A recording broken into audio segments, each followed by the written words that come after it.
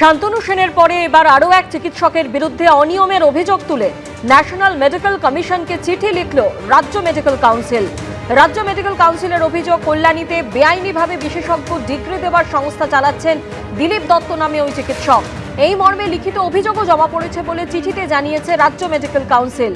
National medical কমিশনকে এই বিষয়ে তদন্ত করে পদক্ষেপের অনুরোধ করেছে রাজ্য মেডিকেল কাউন্সিল। আইএমএ রাজ্য শাখার বিদায়ী সভাপতি দিলীপ দত্ত, আইএমএ রাজ্য শাখারই বিদায়ী সম্পাদক শান্তনু সেন। অভিযোগ অস্বীকার করে দিলীপ দত্তর দাবি, সাম্মানিক ফেলোশিপ দেয় ওই সংস্থা, চিকিৎসা করার জন্য কোনো ডিগ্রি দেওয়া হয় না।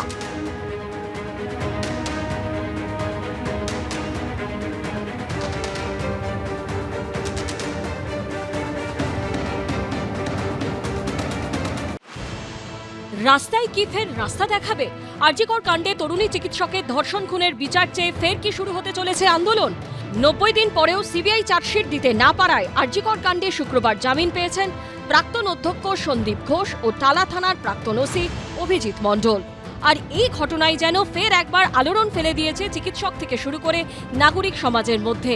প্রশ্ন উঠছে, যে সিবিআই সুপ্রিম কোর্টে দাঁড়িয়ে সন্দীপ ঘোষ সহ ধৃতদের বিরুদ্ধে তথ্য প্রমাণ পাওয়ার দাবি করেছে, তারপরেও কিভাবে জামিন পেয়ে যেতে পারেন তারা? সিবিআই এর এই চার্জশিট জমা না দিতে চাওয়া, সেই প্রশ্নটা সামনে রেখে, এবং যে রাজ্য সরকার যে অনুমোদন দিচ্ছে না তাদের চার্জশিট জমা দেওয়ার জন্যে, এই দুটি বিষয়কে সামনে রেখে আমরা গতকাল ধর্মতলায় আমরা আমাদের অবস্থান জমায়েত সেখানে করেছিলাম। পুলিশের কাছে আমরা অনুমতি চাইছি, আমরা অপেক্ষা করছি, আশা করছি পুলিশ অনুমতি দেবে।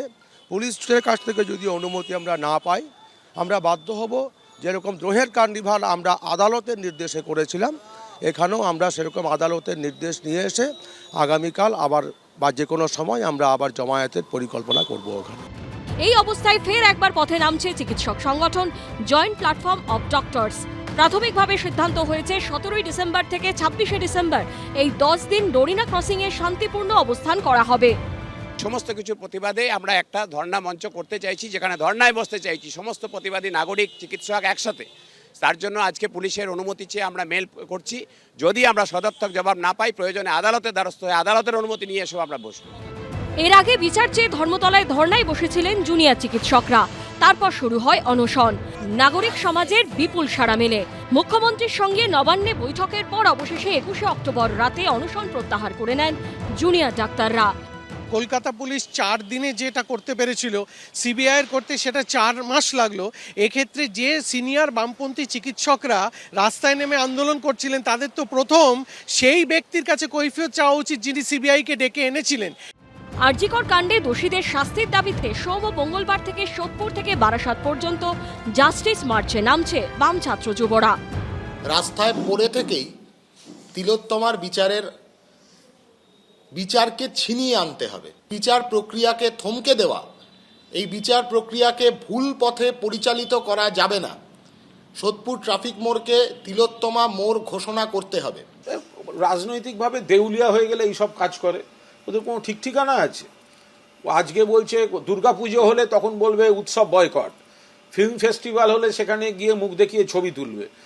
এসএফআই কোথায় ছিল যখন বানতলায় ডক্টর অনিতা দেওয়ান ধর্ষণ এবং খুন হয়েছিলেন? কোথায় ছিল যখন কোচবিহারে বর্ণালী দত্ত নার্স ধর্ষণ এবং খুন হয়েছিলেন?